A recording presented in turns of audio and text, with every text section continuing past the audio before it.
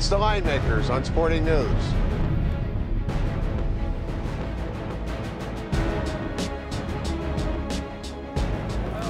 Putting a lid on the first 4 days of the NCAA tournament here in Las Vegas with Rick Heron. I'm Brian Blessing.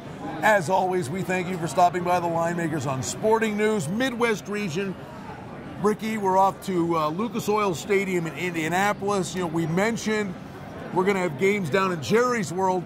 Here's another big football stadium they're going to be shooting baskets in, and we'll see how the kids adjust. Again, Brian, we talked about it earlier. You know, teams have difficulty adjusting sometimes to the sightlines in the big stadiums. We thought this was the toughest region going into the opening round. You end up with a 1, 2, 3, and 12 seed facing off against each other. A 12 seed in Oregon that should never have been a 12 seed. Yeah, in retrospect. Well, we talked about that on Selection Sunday. Let's talk about Louisville. Let's give these guys full marks. The number one overall number one. They were 9-2, the favorites to win this event, and very workmanlike effort against a very good Colorado State team. And the power rating says Louisville should be a 13-point favorite. The line is actually 10. This is a big, fast Oregon team, as they proved in the first 2 rounds. And beat Oklahoma, a very good Oklahoma State and St. Louis teams, and beat them both easily. Neither game was even close.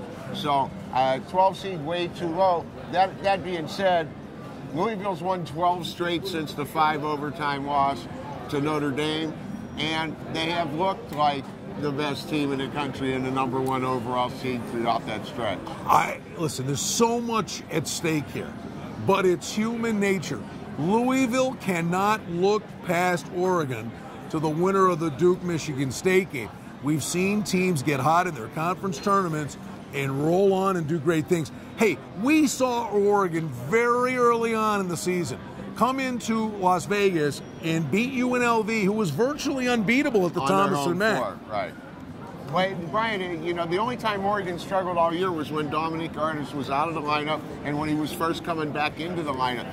Aside from that, they've been tremendous. So, yeah, I mean, I don't look for them to beat Louisville in this spot, because Louisville does look like the best team in the country. I look for Louisville to advance, but double digits is huge. All right, Michigan State, Duke, Izzo, Krzyzewski, enough said. Power rating saying Duke 3.5. You know, listen, Duke's polarizing regionally. The crowd's going to gravitate to Michigan State, and we'll ratchet this down to about 2.5? Yeah, I think it's more like 2.5 at Indianapolis, and the crowd is going to be behind Michigan State big time. You know, Duke won by 12 over Albany, beat a very good Creighton team easily today. Even though Mason Plumlee was in foul trouble in the second half, they still win by double digits.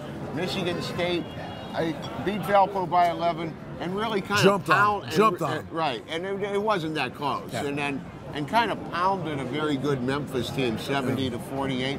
Great matchup between the 2 and 3 seeds in the Midwest. And again, we're going to do our individual game previews for every game of the Sweet 16.